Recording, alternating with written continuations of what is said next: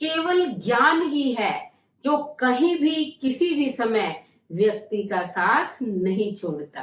तो नमस्कार मेरे प्यारे प्यारे बच्चों, आप सबका हार्दिक हार्दिक स्वागत, अभिनंदन। तो हमें जो है ज्ञानी होना बहुत जरूरी है। अब जब हम ज्ञानी हो जाएंगे तो अपने कर्म भी अच्छे करेंगे, क्योंकि कर्मों का फल हमें भुगतना पड़ता है। अच्छे कर्म करेंगे तो अच्छे फल मिलेंगे, बुरे कर्म करेंगे तो बुरा फल मिलेगा।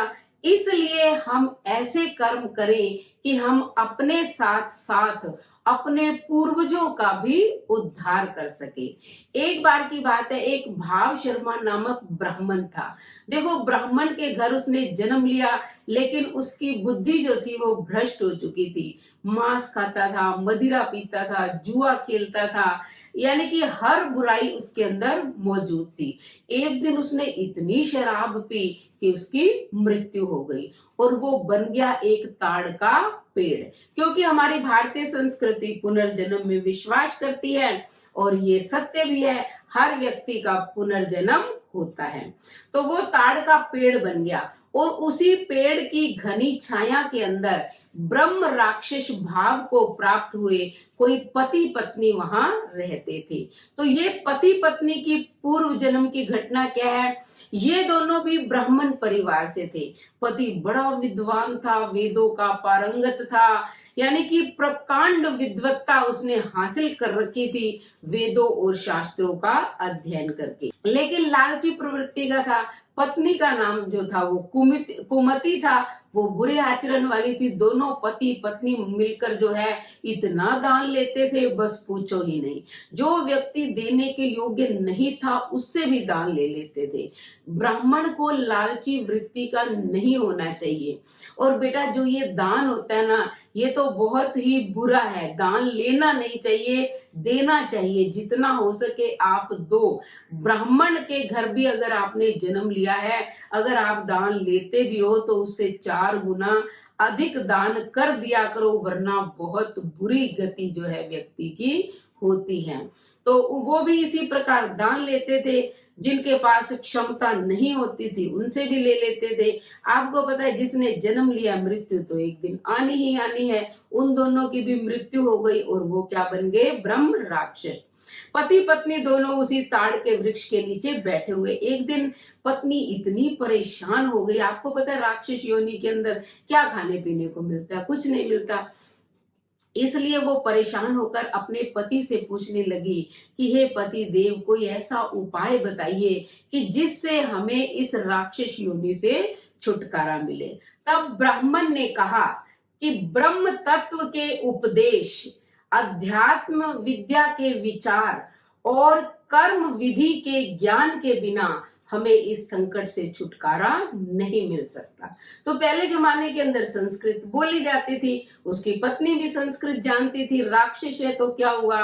तब उसकी पत्नी ने कहा कि किम तद ब्रह्म, किम अध्यात्मम, किम कर्म पुरुषोत्तम, कि हे पुरुषोत्तम, यह ब्रह्म क्या है, अध्यात्म क्या है और कर्म क्या है। ये श्लोक जो था उसकी पत्नी ने बोला, ये गीता के 8वें अध्याय का आधा श्लोक था। अब देखो इस श्लोक का चमत्कार। इस श्लोक के बोलते ही वो जो ताड़ का पेड़ था वो जर्जर होकर गिर गया और उसमें वही भाव शर्मा नामक ब्राह्मण जो है प्रकट हो गया, क्योंकि ताड़ की योनि से उसे मुक्ति मिल गई। और इधर जो ये ब्रह्म राक्षस भाव को प्राप्त हुए पति पत्नी थे, इनको भी मोक्ष मिल गई, इनके लिए विमान आ गया और ये स्वर्ग लोक को चले गए, केवल आधे श्लोक के प्रभाव से। अब जो ये भाव शर्मा था, इसने कहा कि इस श्लोक के अंदर इतनी ताकत है कि मैं जो है बार बार इसका अभ्यास करूंगा और इसी का बार बार श्रवण, इसके माध्यम से तपस्या, ये सोचकर, क्योंकि अब उसे ज्ञान प्राप्त हो चुका था इस श्लोक के माध्यम से, वो चला गया काशी जी और वहां जो है तप करने लगा। इस आधे श्लोक को उसने लिख लिया, बार बार इसको पढ़ा, इसका अभ्यास किया, उसे याद हो गया और दिन रात तपस्या करने लगा। इसकी तपस्या से प्रसन्न होकर भगवान विष्णु जो क्षीर सागर में शयन कर रहे थे, अचानक उनकी नींद भी खुल गई।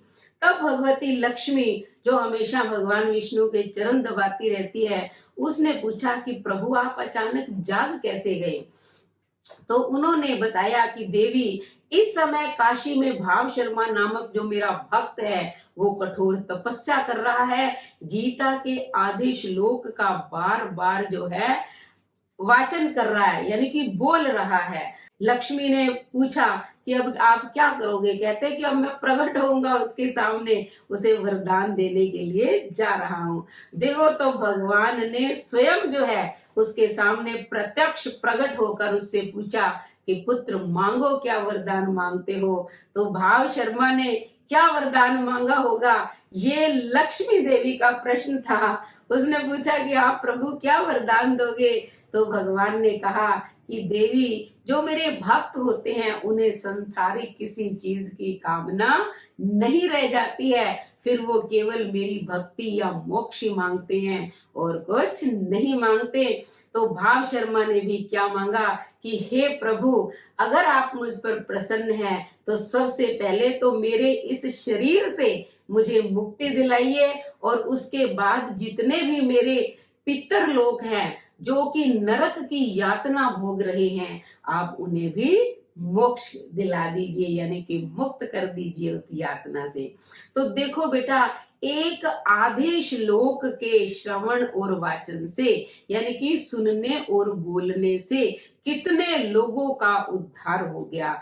तो हम भी, अगर मान लो हमें नहीं पता, हमारे दादा दादी या और पूर्वज, क्योंकि आजकल केवल दादा दादी का तो बच्चों को ज्ञान रहता है, उससे पहले की पीढ़ी का किसी को ज्ञान ही नहीं है। तो अगर हम उनके नाम से इस आधे श्लोक को सुनकर भी इसका पुण्य दान कर देते हैं तो उनको भी मुक्ति मिल जाती है। तो बेटा, आप भी जो है इसका श्रवण करें, यानी कि सुने, इसको बोले, और दान जो है इसका, यानी कि पुण्य दान कर दे पितरों के निमित्त, बड़े बुजुर्गों के निमित्त। तो आपका तो कल्याण होगा ही होगा। आप मान लो कोई इच्छा करते हैं, आपकी कोई इच्छा है, तो आप बार बार अगर इसका अध्ययन कर लेते हैं, सुन लेते हैं, क्योंकि 2-3 बार अगर आप पढ़ोगे आपको याद हो जाएगा, तो आपकी भी सब मनोकामनाएं पूर्ण होंगी। और जितने भी हमारे पूर्वज हैं, मान लो गलती से किसी गलत कर्म के कारण नरक में चले गए हैं, तो उनकी भी मुक्ति हो जाएगी। तो धन्यवाद।